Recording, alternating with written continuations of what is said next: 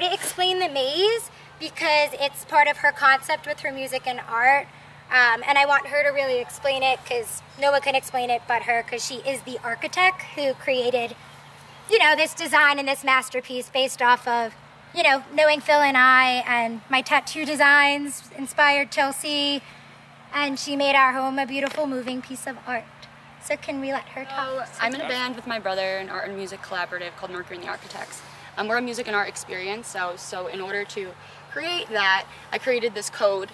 It's my own version of like a runes, and it's the alphabet, and here you have the cipher codes right underneath. So this is the tool that you would use to actually play the van. So you would take a picture of it, and you would come over to this side of the van.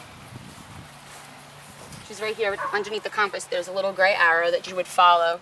So some of this is a trick. It doesn't all lead to the same place. So if you would start here, you would pass through all of these circles.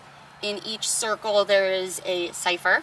So you would use that photo that you took from the code, and you would match the letter to the code number, and you would figure out the secret message that goes all the way down.